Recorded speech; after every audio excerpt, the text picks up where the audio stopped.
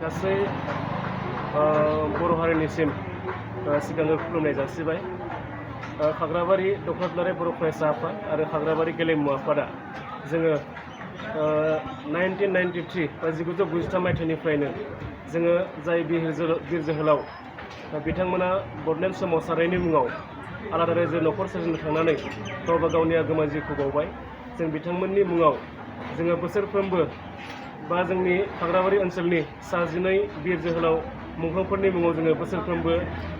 जोलुर गेलेनाय बादायलायनाय जों बेखौ होबोगासिनो दङ आरो बेयो देग्लाय खाग्राबारि एबसु आरो खाग्राबारि गेलेमु आफादनि बानजायनायाव बियो देग्लाय 29 बोसोराव आगान होबाय आरो बे गेलेनाय बादायलायनायखौ जोङो फैगौ बा नैबे बोहैथि सेप्तेम्बर दाननिनो 10 अक्ट'निफ्राय 17 अक्ट'सिम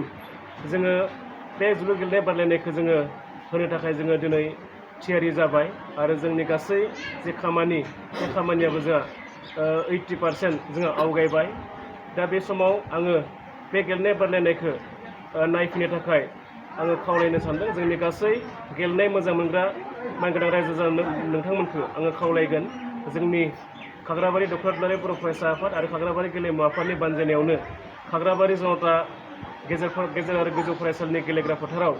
जोङो बेखौ खुंफुंनो थाखाय जोङो लाहार फाहाराव दङ आरो बे बादायलायनायाव जोङो गासै आसामनि मुंदांखा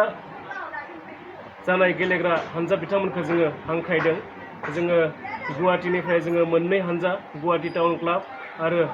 सानराइज एफसि जों बिथांमोनखौ हांख्रायदों। नलबारिनिफ्राय जोङो आरियान एफसि होननाय मोनसे हानजाखौ जों हांख्रायदों आरो बयजोंबो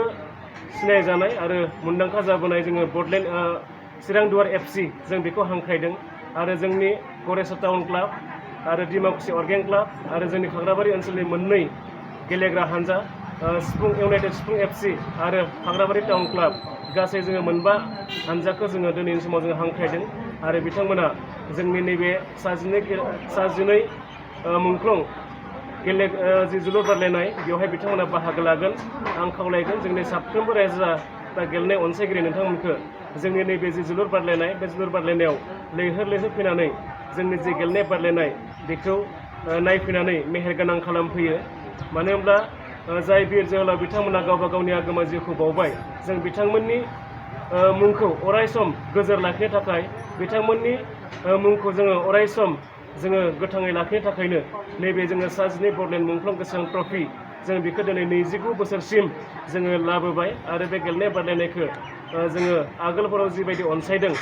खुनु मोनसे राजखान्थि जोङो मोनसेखौ लायाबालानो खुनु मोनसे जोङो गुबुन एना एनि साननायखौ लायाबालानो जोङो नैबे जि जोलुर गेलेनाय बादायलायनाय जों बेखौ 29 बोसोरसिम होबोदों आरो जों बेखौ फैबाय थानाय समाव जोङो होलांबाय थागोन आरो दिनैनि समाव आं खावलायगोन जोंनि साफ्रोमबो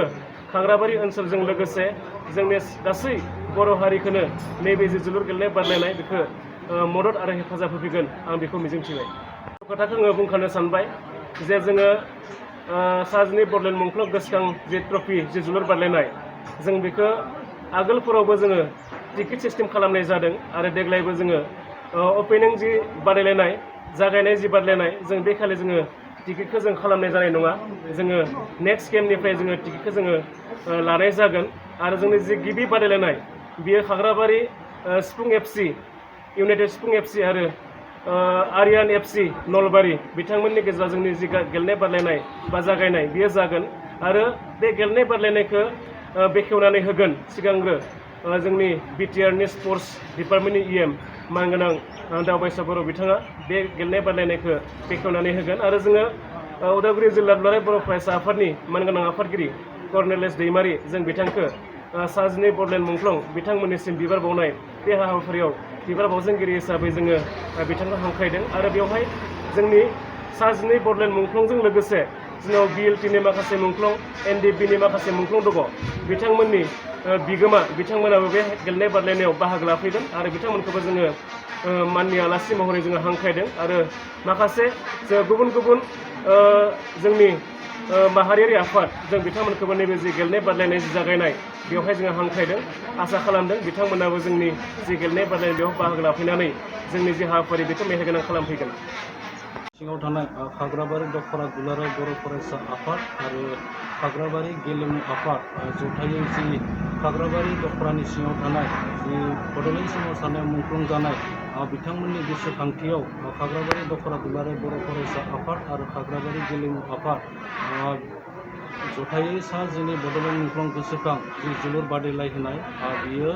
फैगौ सेप्तेम्बर दाननि 10 अक्ट'निफ्राय 17 अक्ट'सिम जागोन आरो बेयाव जोङो खाग्राबारि दखरा दुलाराय बर' फरायसा आफाद आरो खाग्राबारि गेलेमु आफाद हिसाबै जोङो जि खुंनो थाखाय थाग थियारि खालामबाय आरो जोङो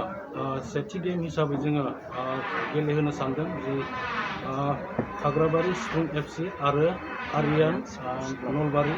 बिथांमोन मोननै हानजाखौ गेलेहोनो थाखाय थि खालामनाय जादों आरो बे गेलेनाय बादायलायनायखौ बेखेवगोन जोंनि 32 नं भेरगाव समस्तिनिनो PM मानगोनां मुस्रि दावबायसा बर' बिफा आरो मुंख्लंफोरनिसिम बिबार बावनाय बावजेनगिरि महरै दङ जोंनि उदालगुरि जिल्ला एबसुनिनो आफादगिरि मानगोनां मुस्रि कर्नेलियास दैमारि बिथाङा आरो जोङो बे सेथि सानखालिनो जोङो बिदिनो जि फुटबल बादायलायनायजों लोगोसे आरो माखासे हारिमु बायदिसिना जों दिन्थिफुंनो थाखाय थि खालामनाय जादों आरो ओनसोलनि साफ्रोमबो रायजो राजा नोंथांमोनखौ बे गेलेनाय बादायलायनायाव फैनानै जाहाथे लोब लोब बाहागो लाफैगोन आरो जोंनि जि खुंथाय आफादजों लोगोसे जोंनि जाय आफादफोरा जों बानजायदों बिथांमोनखौ जाहाथे मददथि होफैगोन बेखौ जों आसा खालामदों आरो जोंनि जिखिनि ओनसोलनि रायजो राजा नोंथांमोना जाहाथे जोंखौ मददथि होगोन बे गेलेनाय बादायलायनायाव जों बयनिसिमबो आसा खालामदों आरो जोंखौ जि खाग्राबारि दखरा दुलाराय बर' फरायसा आफाद आरो गेलेमु आफाद हिसाबै जोङो थांनाय समफोराव जोङो जाय बिथांमोन मुंख्लंफोरनि जि गेलेनाय बादायलायहोनाय बिथांमोनखौ गोसोखांनानै जि बादायलायहोनाय बेयो देग्लाय फैयै 29 बोसोर आगान होबाय आरो बेजोंनो जोङो फैबाय थानाय समावबो जोङो बिथांमोनखौ गोसोखांनानै बिथांमोननि गोसोखांथियाव जोङो बे गेलेनाय बादायलायनायखौ अरायसम लांगोन होननानै जों आसा खालामो।